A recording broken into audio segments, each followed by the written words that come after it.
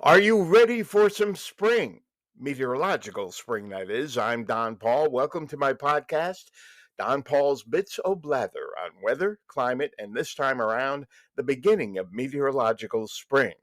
Having just finished meteorological winter on a very cold note, we still managed to tie the record in Buffalo for the warmest February on record. We would have broken it if Thursday this week hadn't been so darn cold. So, ending on a brief wintry note, that'll do it for wintry weather for the foreseeable future. Having said that, those of you who garden may be tempted on some of the warmer days coming up in the next couple of weeks to get going early on planting things which should not yet be planted. You can safely plant many root crops, and you can look on Cornell Cooperative Extension as to what kinds of plants uh, that are sheltered in the soil from frost, but it is way too early to plant anything that's vulnerable to frost. Even with above average temperatures, there is some limited potential for some patchy inland frost, say on next Thursday and Friday mornings, looking at temperature profiles. Uh, and it's just too soon. Typically, our last frost killing frost dangers occur in May. Even during the earlier times in this century, and killing frosts are becoming less common as you get into May, but definitely too early as we're in early March, no matter how beautiful a day rolls into town. And even on this Friday, temperatures recovering quickly to above average. Average high this time of the year, 37.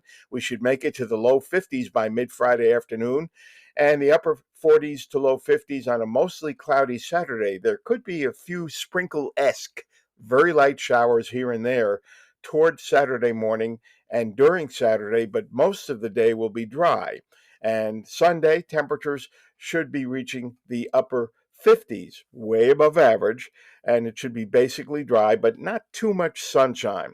It's been a disappointing season for avid skiers with very little help from nature at the ski resorts, especially places in Cattaraugus County, with most of our lake effect events occurring on west southwest or southwest winds rather than the westerly winds off Lake Erie, which steer lake effect farther south into the southern tier. Snowmaking has gone reasonably well at times, and there's still some skiing to be had.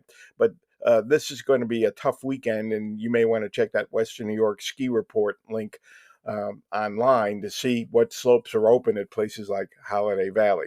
Now, as we get into next week, our best chance for measurable precipitation will be later Monday night and Tuesday, and it will be liquid because on Monday, ahead of a cold front and low pressure area, temperatures will soar to the upper 60s.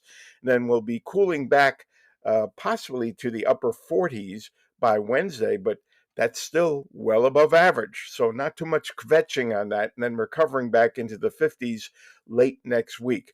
And the rest of the precipitation in the 7 day period looking very unimpressive. And then as we look ahead to the second week in the month, we're still looking at a tendency toward above average temperatures across the north central United States, the Great Lakes, the Northeast. And this has been the warmest winter on record for much of the lower 48. And that is partly a product of the strong El Nino, which is just beginning to fade, along with the change in climate, which is due to human activity. We have those two uh, primary forces working in tandem.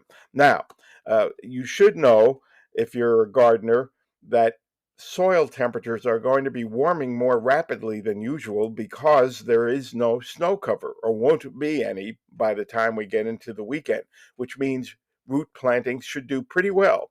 The lake is at 36. That's a record tying warm reading for this time of the cold weather season. And we'll be rising up to about 40 or 41 by the time the eclipse gets here. And I do want to throw in, having been a speaker at the Erie County Eclipse Preparedness Workshop downtown on Thursday, some things I learned from Professor of Ophthalmology and Chair of Ophthalmology at UB Medical School, Dr. James Reynolds. For those of you with young children at home, his strongest recommendation is that children under 3 should not be partaking in viewing of the eclipse. It's almost impossible to get them fitted properly with the proper filtering glasses, and they should be given other activities to stay occupied during this event.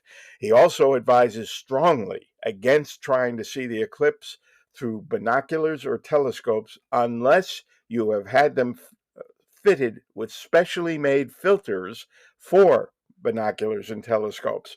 The idea that you can look through a telescope with protective glasses is a myth, he said. In fact, it actually uh, focuses, the telescope does, the light, increases its magnitude by an order of at least 10, and increases the risk to permanent eye damage. Same goes for binoculars. I hadn't given this much thought, but he went through the physics of it. And if you're not prepared to get those filters, his strong expert advice is don't do it. So those are the basic tips. I'm going to have more information on the eclipse over the next couple of weeks here on the podcast and in some Buffalo News articles here and there. I thank you for listening this far. Please share, please follow, and this podcast is available on almost every single podcast platform, not just Spotify. So I'll talk with you real soon.